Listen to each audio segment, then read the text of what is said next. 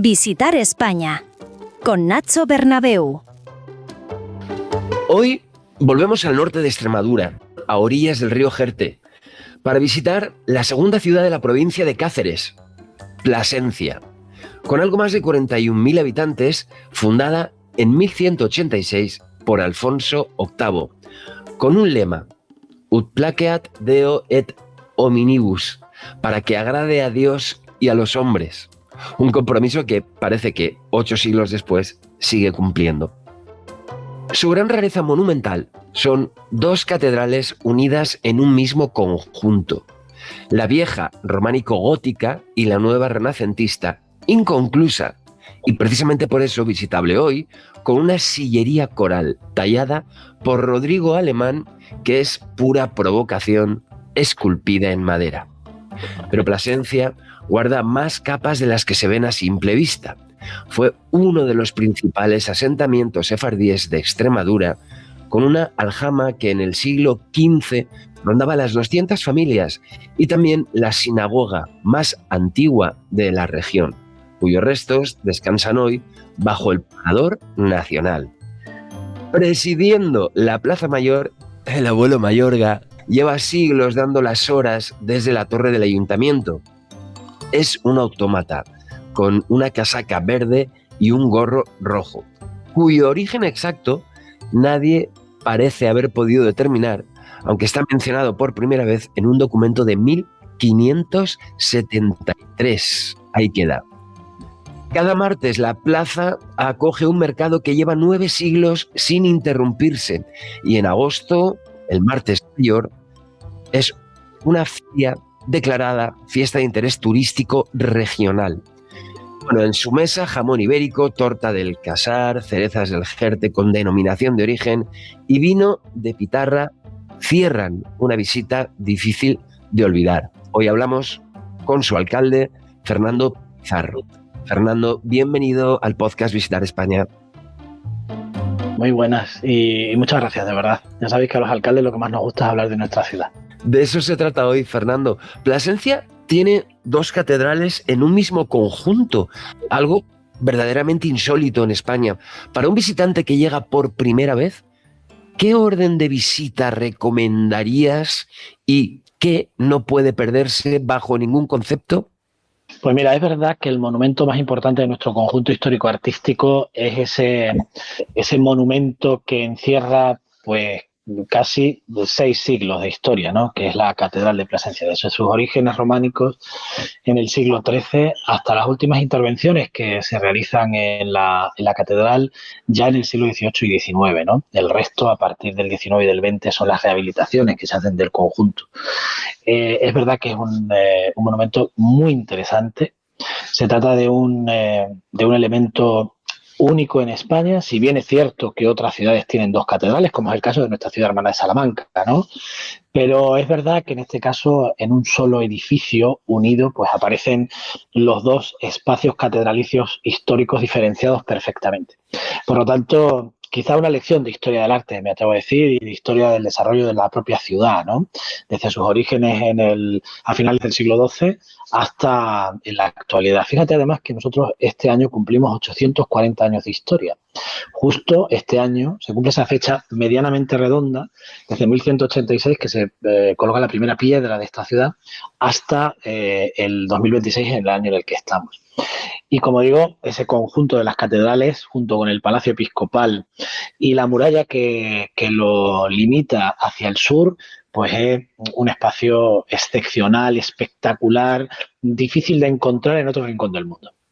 Me atrevo a decir que es único, ¿no? Pero junto con él, es verdad que la zona del sur del casco histórico, nosotros nos damos cuenta que conservamos el casco histórico original, es decir, las murallas, casi en un 90%, y el interior pues sigue teniendo la misma definición urbanística, ¿no? Las mismas calles, las plazas, la Plaza Mayor, que es el centro de ese espacio radial. Para salir hay que salir por las puertas de la muralla, perfectamente definidas, casi todas conservadas menos una, que es la Puerta de Talavera, que se destruyó en el 18 para que entre... Se dice pronto el 90% de las murallas, ¿eh? Que ya es decir, ¿eh? Mira, hay algunas partes de la muralla que bueno, pues están, no se puede ver una de sus caras porque están construidas, pero sí la siguiente. Es decir, que ese 90% existe. Y las pequeñas zonas donde no existe muralla, pues ya sabes que hubo intervenciones en el siglo XIX en todas las ciudades. En muchas ciudades las murallas desaparecieron porque eran un elemento defensivo ya sin uso, y los ayuntamientos lo que hacen con unas normas urbanísticas nuevas de hacer espacios más grandes, avenidas más grandes, entradas más grandes, eliminar lo histórico porque no se valoraba en ese momento.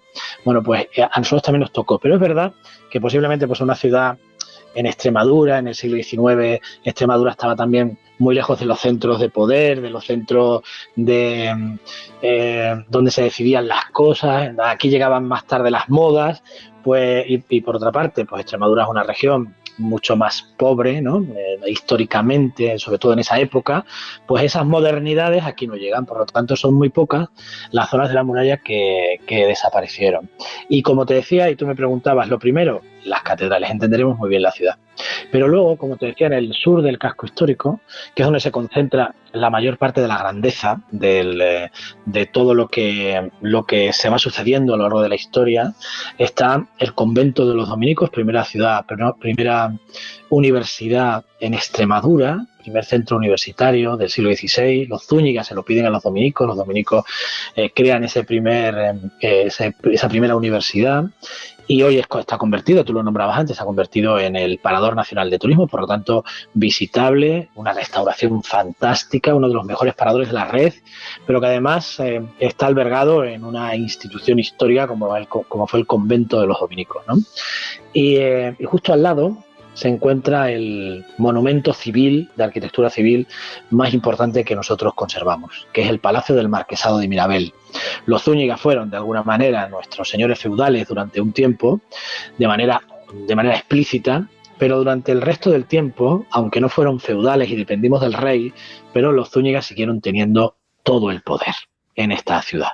Entonces, su magnífico edificio, un edificio que a lo largo de 600 años las únicas obras que ha tenido han sido las rehabilitaciones de las cubiertas, la introducción del agua y de la luz, creando los baños para poder vivir mejor ya en el siglo XX, pues el resto del edificio es tal cual se concibió originalmente.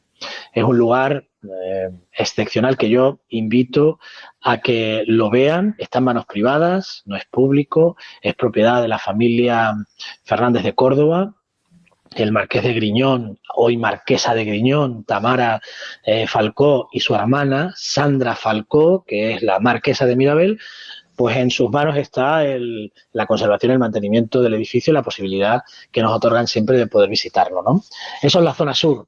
Pero si nosotros callejeamos por el laberinto de calles hacia el norte, nos encontraremos el Colegio de la Compañía de Jesús, los conventos de las dominicas, de las capuchinas, de las Ildefonsas, de las Josefinas Trinitarias, pero nos encontraremos también los palacios de los Almaraces, los Grijalva, los Monroy, etcétera, etcétera. Todo haciendo alusión pues a una ciudad que a mí esto me gusta mucho decirlo, Ignacio, la verdad, y lo comparto contigo. Se funda, Alfonso VIII la funda sobre una pequeña población judío-musulmana. En una tarde consiguió hacerse con el espacio. No era un punto verdaderamente importante ni estratégico para los que vivían aquí. Una pequeña comunidad judío-musulmana, nada más. Por lo tanto, él es como si llegara a un solar virgen. Y sobre ese solar virgen quiere construir la Jerusalén del Reino de Castilla. Por esa razón, y así él nos llamaba, por esa razón, 3 años después, tan solo 3 años después de que haya fundado esta ciudad, la eleva a sede episcopal porque así se lo otorga el Papa Clemente III. Quiero decir con esto que al final esa configuración de ciudad nueva, que no se construye sobre las ruinas de ninguna otra, no es una ciudad romana, no es una ciudad visigoda, no es una ciudad que tuviese nada anteriormente, la hace de verdad como una inmaculada concepción, ¿no? Es la ciudad, se hace la ciudad que el rey quiere para su reino. No va a ser capital de su reino, pero sí va a ser la capital espiritual de su reino. Por eso cuenta la leyenda que Alfonso VIII caminaba hacia Plasencia para encontrarse con San Francisco de Asís cuando le visitó la muerte, pocos días antes de su llegada a Plasencia. Él quería reunirse aquí con aquel gran hombre que ya tenía olor a santidad estando en vida y se quiere encontrar aquí con él. Pero eso no llega a ocurrir nunca porque Evidentemente, él fallece antes. Pero eso le confiere a la ciudad un aspecto muy determinado, ¿no? Decía Alfonso VIII y los obispos, que son mis antecesores primeros, ¿no? Don Bricio y compañía, decían que la ciudad se construía según la teoría, la ciudad de Dios de San Agustín. Y por eso tiene mucha magia, mucha espiritualidad las calles y pasear por sus calles. Leyendas, quién sabe qué parte de realidad tendrán, ¿eh? Quién sabe. Pero hablando de estas, de leyendas, mitos, hay una anécdota que caracteriza a Plasencia y es la del abuelo Mayorga. Bueno, parece que lleva siglos dando las horas desde la torre, ¿no?, del ayuntamiento. ¿Es cierto que nadie sabe exactamente cuándo apareció el abuelo Mayorga? Hay distintas teorías, no de la aparición tanto, porque ya sabes que los autómatas son unos elementos fundamentalmente del Renacimiento, ¿no?, del siglo XVI, que se colocan en distintos lugares, ¿no? En la Catedral de Burgos hay uno, en Astorga el ayuntamiento tiene otro, muy diferente al nuestro, pero que forman parte de esa moda del momento, ¿no? Pero sí que te comento que hemos intentado estudiar, sobre todo a través de la cronista, que fue nuestra anterior archivera, de dónde puede proceder el nombre de Mayorga. ¿Por qué nosotros le llamamos Mayorga? Mayorga no es un nombre que esté relacionado, al margen de este autómata, con Plasencia. ¿Por qué le llamamos así? Y parece, según la teoría que tiene la archivera, que este autómata, el reloj de la torre del ayuntamiento, con una campana espectacular, histórica, que se conserva, pues ese reloj lo mantenía un relojero de Mayorga de Campos, en la provincia de Valladolid. Eso parece que puede ser el origen de que los placentinos, cuando este relojero le regala al ayuntamiento el autómata, pues le llamara Mayorga.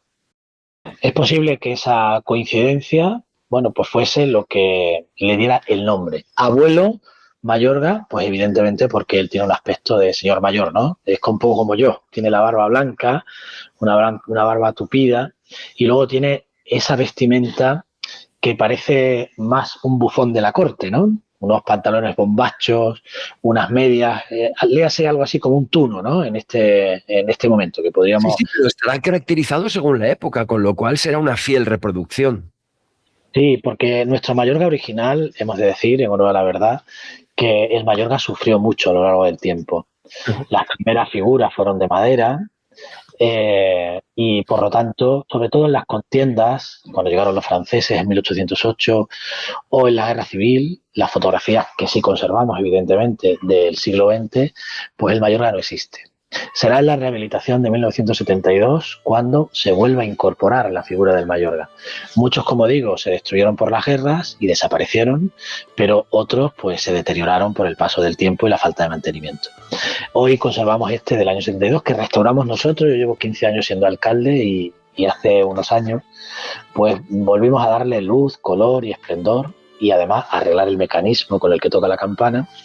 Y pudimos verlo de cerca, que no era una cosa fácil. El acceso es muy difícil, ¿eh? No puedes acceder al lugar en el que está y verle cara a cara, pero con la restauración en los andamios pudimos hacerlo, y es una pieza de verdad excepcional y que nos representa, es como nuestro símbolo como ciudad. Claro. En esa misma plaza, durante 9 siglos, que no es poco, 9 siglos, lleva celebrándose ininterrumpidamente el mercado de los martes. ¿Es así, alcalde? ¿Qué se puede encontrar si nos acercamos un martes por la mañana a esa misma plaza?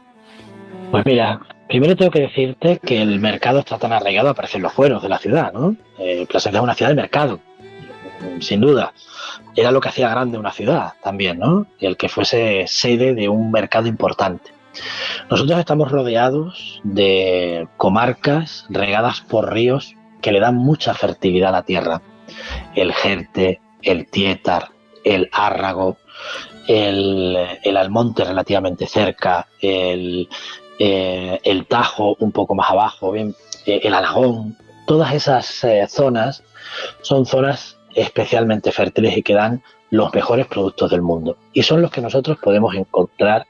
Y además con esa característica especial de los mercados francos de esta definición, que van directamente del agricultor al mercado y por lo tanto del mercado al cliente que lo compra, ¿no? Que lo compra. Entonces ahí podemos encontrar unos tomates excepcionales del Alagón, las cerezas del Jerte, las que tú comentabas antes, los mejores quesos del entorno, los quesos de Aceuchal, de Aceuche, de la zona del Jerte, de la zona de la Vera, unos quesos de cabra verata magníficos, de tierras de Granadilla, unos quesos excepcionales que producen con su propia ganadería, ¿no?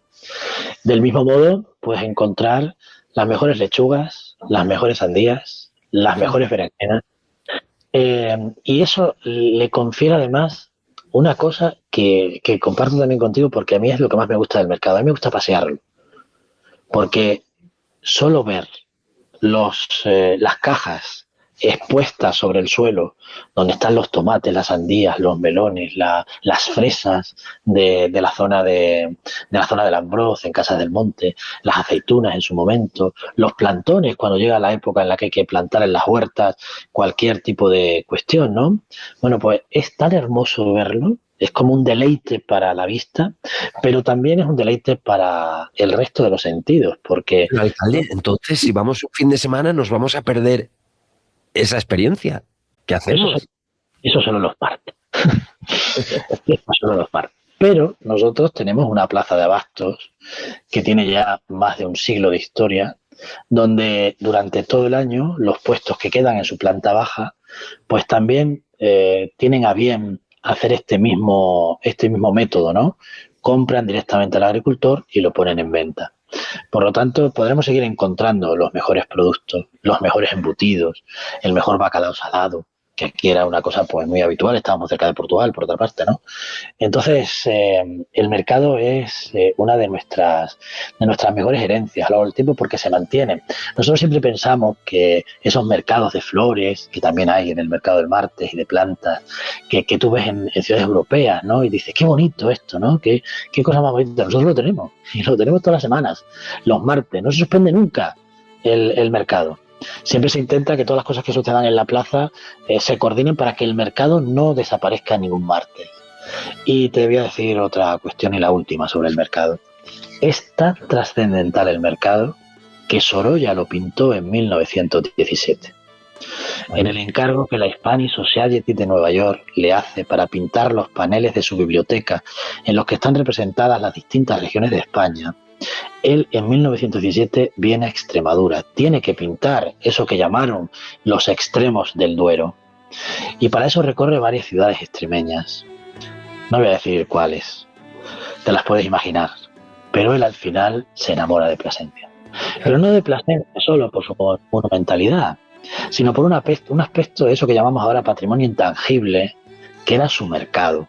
Y cómo los montermoseños, Montermoso es un pueblo que hay aquí a 25 kilómetros, en las Vegas del Alagón, muy fértiles, esos tomates de los que hablaba antes son de Montermoso.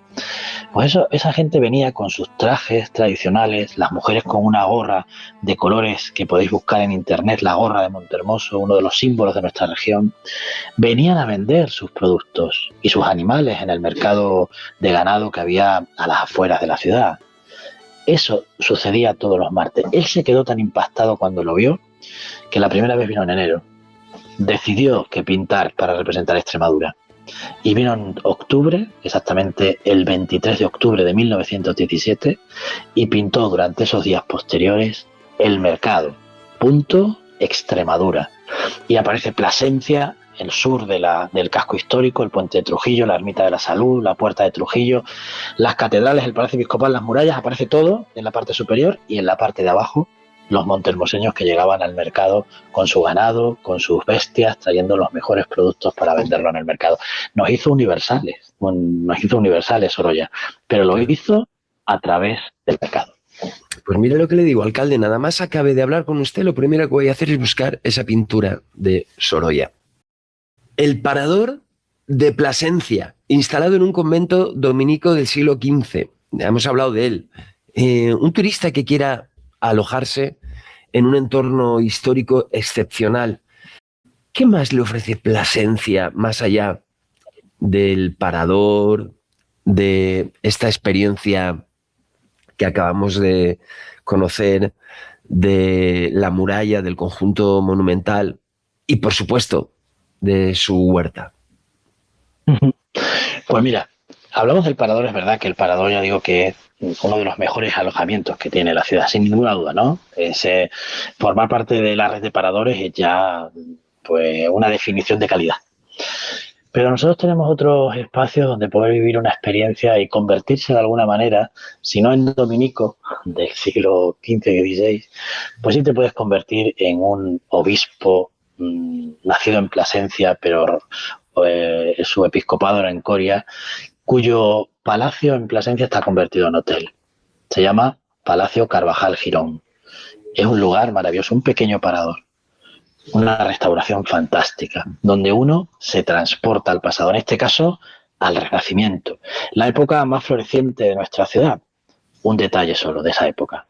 Plasencia, sede episcopal, como decía, pero a esta sede episcopal pertenecen los territorios de Trujillo o de Medellín, en la provincia de Badajoz, y en ellos nacieron, entre otros, Pizarro, Orellana o Hernán Cortés.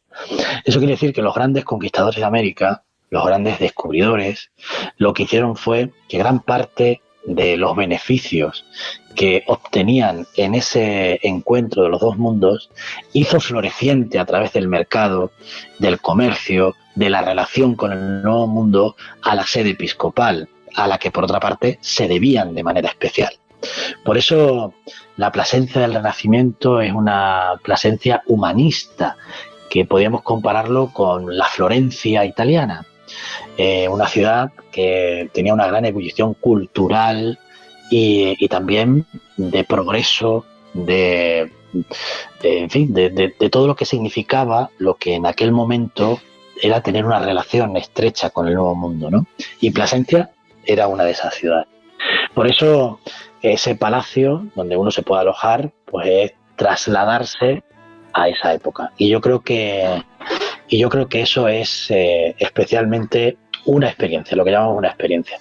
Pero con él, otros muchos. Nosotros hemos crecido mucho en alojamientos turísticos, pero particularmente hemos crecido mucho en los alojamientos turísticos, ya no solo en los hoteles.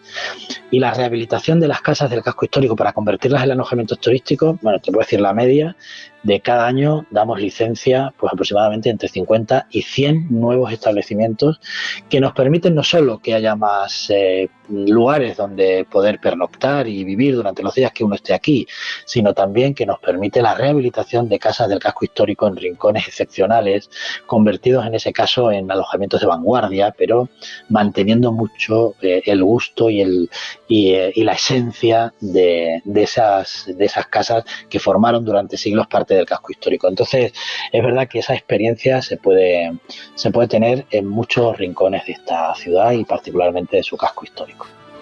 Alcalde, Plasencia fue uno de los grandes asentamientos sefardíes de Extremadura y tiene una judería, 2 sinagogas, también un cementerio judío excavado en roca que todavía puede visitarse. ¿Existe una ruta estructurada para que el turista pueda recorrer esa memoria o es todavía una joya que hay que ir descubriendo pieza por pieza?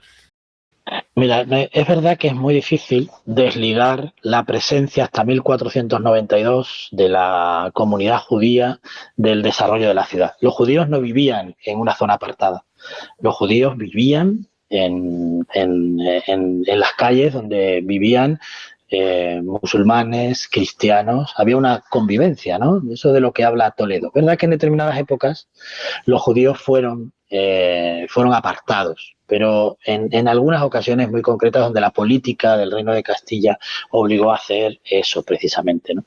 Pero si uno pasea por la ciudad, fíjate si es capaz de seguir el camino de la presencia ardí, que en las puertas de las casas donde vivieron los judíos hay una losa en el suelo que pone el nombre de la familia que vivió en esa casa, de la familia sefardí judía que vivió en esa casa. Comprenderán todos que la colonia más importante sefardí judía del norte extremeño, del Tajo hacia arriba, era Plasencia. Judíos había en todas las poblaciones, en Cabezuela del Valle, en el Valle del Jerte, en Hervás, que es una judería excepcional y muy bien conservada, pero la colonia importante era sin duda Plasencia, ¿no? En sus manos estaban las profesiones liberales, las finanzas, estaban también pues determinadas cuestiones que tenían que ver con el comercio, es decir, era una comunidad con mucho poder financiero, mucho poder de conocimiento y mucho poder porque daban servicios que ningún otro podía dar o que ningún otro daba. Por lo tanto, su presencia aquí es excepcionalmente tangible.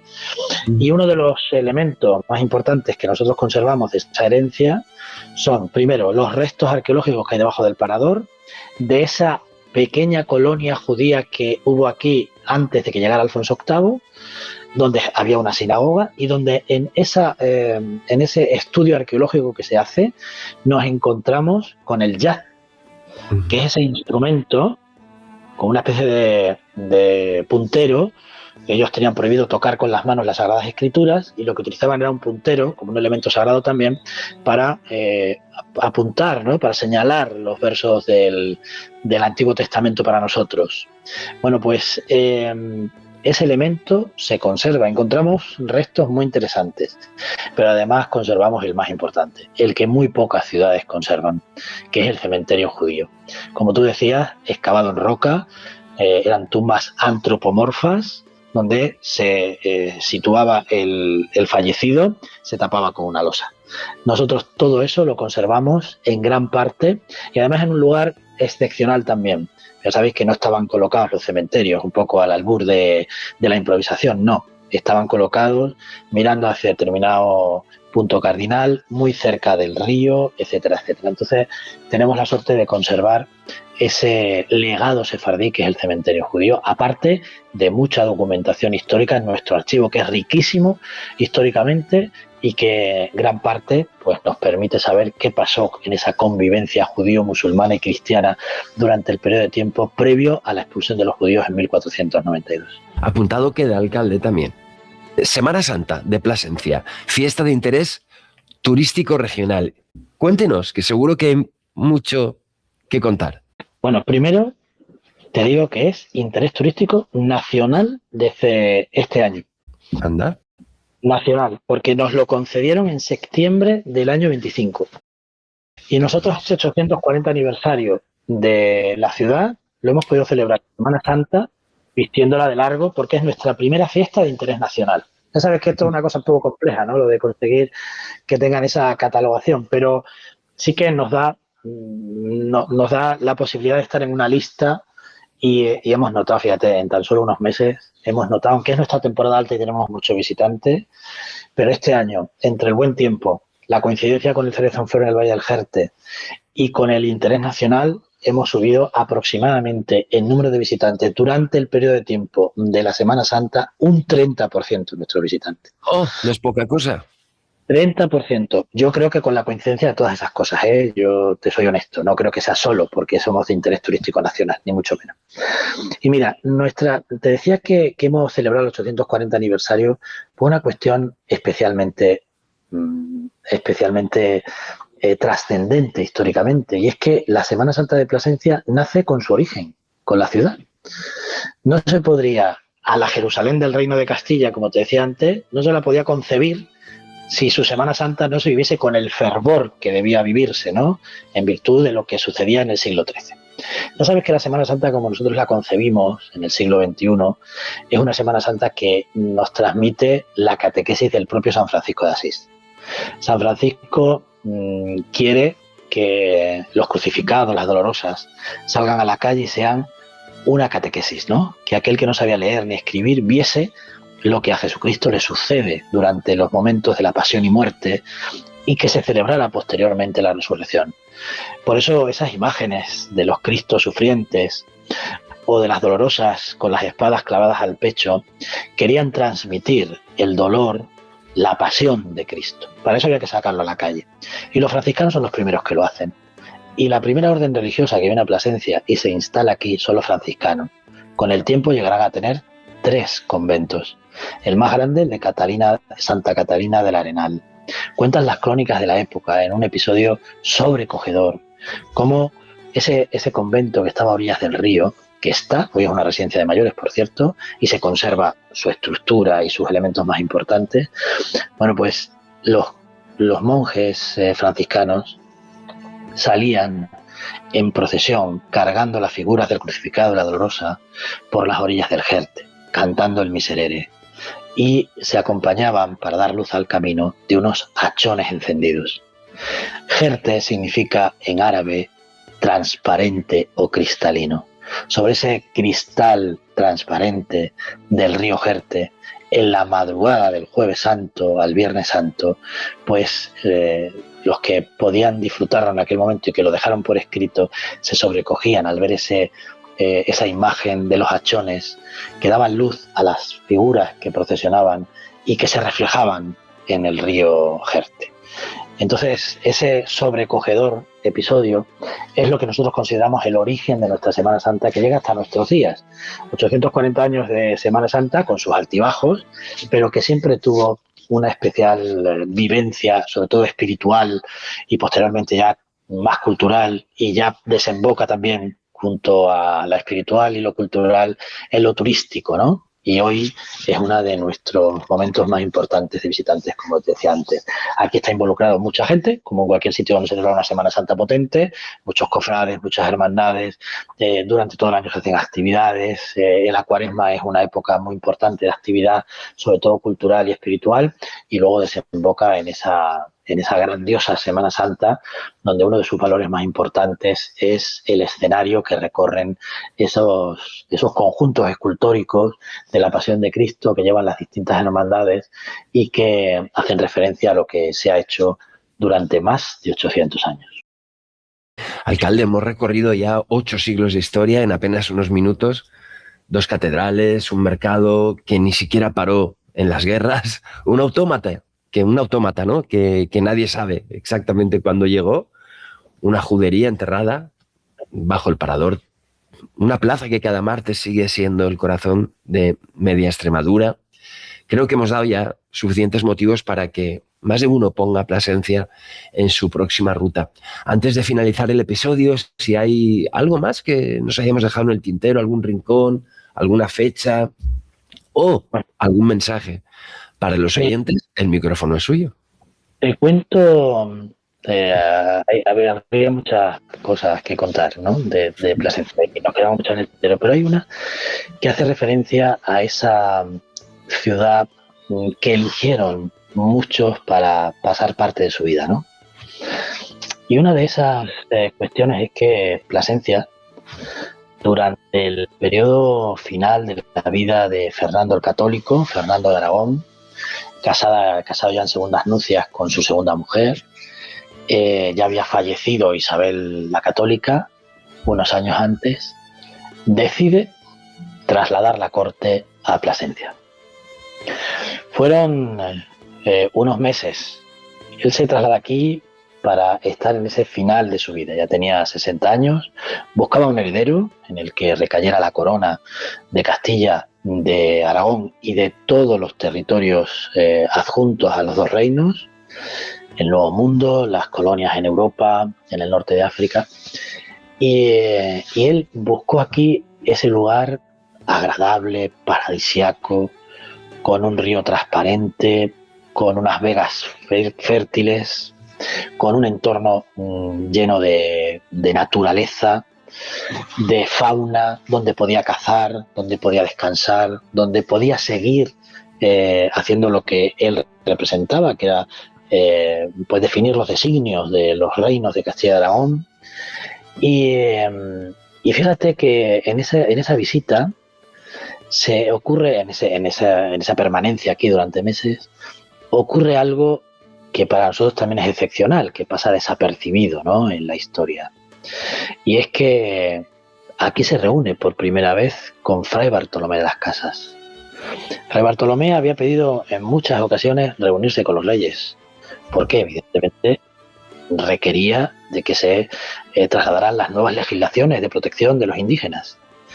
Y aquí fue donde se genera precisamente ese corpus legal de atención, cuidado a los indígenas que, según la ley de los Reyes Católicos, formaban parte del mismo modo, con los mismos derechos y deberes que cualquier otra persona que viviera en el reino, ¿no?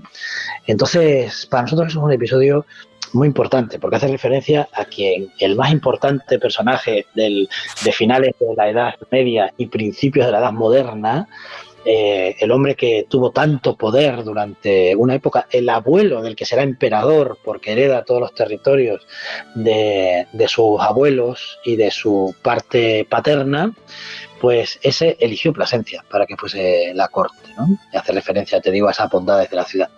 Y luego hay otra pequeña historia que te cuento sucintamente, y es que en 1898, cuando la guerra de Cuba termina, ya sabes que la perdemos, evidentemente. España está sumida pues, en una profunda depresión, una profunda crisis de todo tipo, de natalidad, cultural, económica, asistencial. Era un desastre, ¿no? El desastre del 98.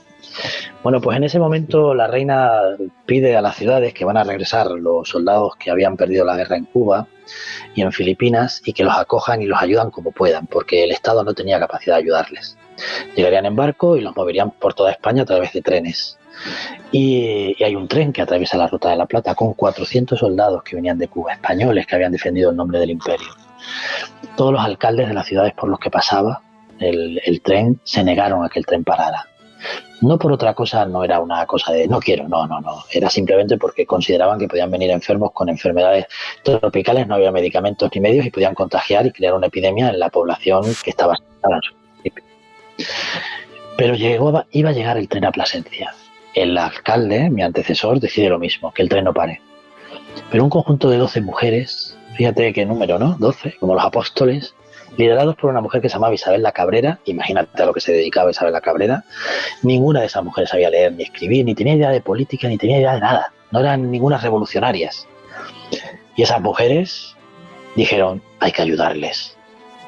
Y la noche que iba a llegar el tren, aunque sabían que el tren no paraba, se fueron a la estación de Renfe. Allí llevaron un poco de comida, un poco de agua, lo que podían llevar esas 12 mujeres en sus cántaros. Se pusieron delante del tren, el tren no tuvo más remedio que parar y lo abordaron como si fueran piratas del siglo XVII en el Caribe. Empezaron a cuidarles. Esa noche los soldados requerían cariño, un poco de agua, sin comer varios días, y el poco caldo que llevaban. Bueno, pues eso se contagió de tal manera que al día siguiente todas las instituciones de la ciudad, la Cámara de Comercio, la Iglesia, el Obispo, todos los movimientos sociales de la ciudad, se trasladaron a la estación de Renfe, crearon un hospital de campaña y salvaron a los 400 soldados. Lo salvaron sobre todo de esa nostalgia de que nadie les aplaudía porque habían perdido la guerra. Eso nos permitió ser la muy benéfica ciudad, porque así ese título nos otorgó la reina regente María Cristina en el año 1901. Hace referencia también a cómo somos los placentinos. Somos benéficos. Y esas dos historias, pues quería compartírtelas para acabar, porque yo creo que nos definen bien. Una ciudad para que los reyes disfruten, y los reyes en este momento somos cada uno de nosotros, y una ciudad donde necesites lo que necesites, siempre te va a ayudar, porque somos los muy benéficos. Caramba, alcalde, parece usted un historiador, ¿eh? Menuda narrativa tiene. Bueno, nos hemos dejado de verdad, ¿eh? No te engaño, Ignacio. Soy profesor de música y de arte en un instituto. Entonces, todo esto que te he contado no tiene mérito, porque lo hago habitualmente. Y fuera de la política, ¿eh? Quiero decir que lo comento desde una perspectiva objetiva. Bueno, pues a todos los que nos escuchan, ya lo saben, al norte de Extremadura, a orillas del Jerte, hay una ciudad que lleva siglos empeñada en agradar a Dios y a los hombres. Bueno, pues ahora hay que comprobar si lo consigue. Alcalde, muchísimas gracias por su tiempo y por hablarnos con tanto cariño de Plasencia. Muchas gracias a vosotros, de verdad, un placer. Hasta siempre. Adiós.